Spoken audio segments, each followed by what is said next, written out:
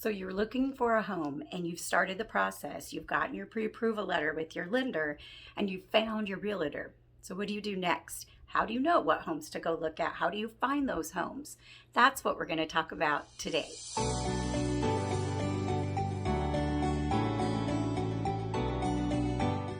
Hi, my name's Deanna Bradford. I'm a realtor with Reese Nichols Realtors, Excelsior Springs, part of the Bill Hightower team. So now that you have that pre-approval letter and now that you have picked a realtor to work with, they should be able to set you up on a search. So one way to find properties to go and view is to be set up on a search with your realtor that can be automatically sent to your email.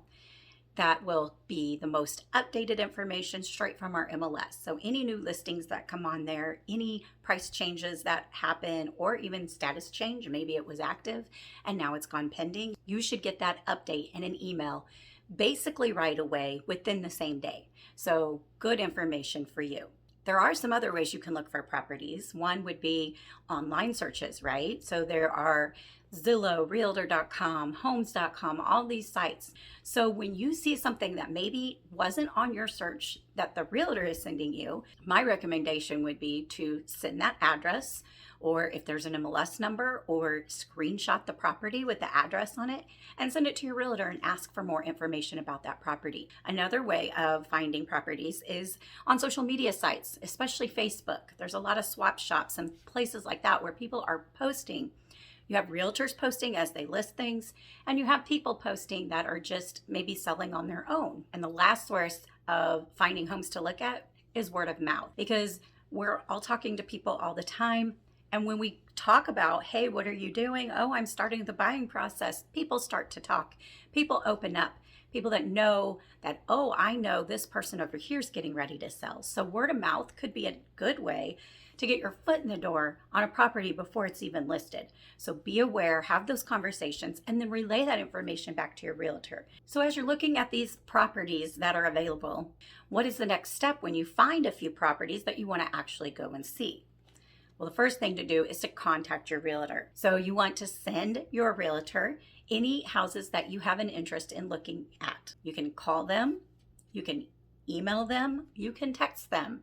When you let your realtor know that you have found some properties, the information that they're going to need is the address, and if possible, if there's an MLS number, that is going to be the best piece of information to make sure that they are finding you the right property that you're interested in. Sometimes I've had clients that are on, say, Zillow, and they see a property and they screenshot the picture with the address on it and send me that.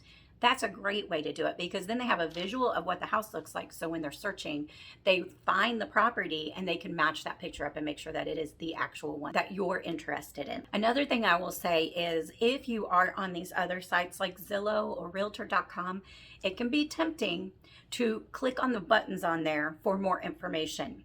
Don't do it. If you are working with a specific realtor, don't do that. Let them be your source of information. A lot of those sites are not even going to connect you to the listing agent. They're going to connect you to another agent that is trying to help a buyer that doesn't know anything about that property. So take the information you have to your realtor and let them do the research for you. If you want more information before you go look at a property, they have access to information and they can communicate directly with the listing agent and probably get more information from them than you would if you called them yourself. Don't think that when I am telling you to go to your realtor when you see a property, these are different ways to be looking, that it's all on your shoulders and that your realtor should just sit by and wait. That is not at all what I'm saying. Your realtor should be actively engaged and searching for you as well. Another suggestion I have is, don't always judge the house based on the pictures. A lot of times you get houses that have really good pictures and they look beautiful, and then you go to the property and you are not as impressed as you were.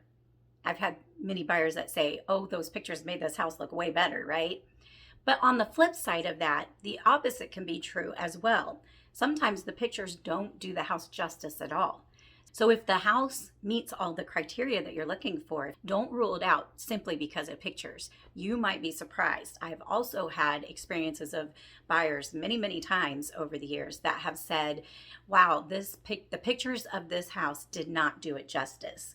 And they were pleasantly surprised. So don't rule it out because it might be the one when you walk in the door that you never would have expected. Now, as your realtor is scheduling showings for you and you're going out and looking at properties, make sure that you communicate with your realtor what your likes and your dislikes are about the property. This is going to help them to understand you better. They have a better feel for what kind of property you're going to like. And that way, when they are sending you suggestions, they're sending you suggestions that are going to match more of what you're looking for. As you're looking at properties, you're likely to learn more about yourself as well and what kinds of things you do like or dislike about properties.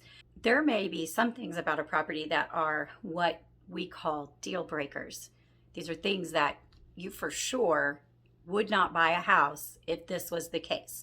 So an example might be if you want a basement, then if there is a house that is on a slab or on a crawl space, that's going to be a deal breaker for you. Or if you want a garage, then houses that don't have garages could be a deal breaker for you. Now, don't confuse preference with a deal breaker. If it's something that you think that if it was the right house, you could live with it, then that's not really a deal breaker, is it? That's more of a preference.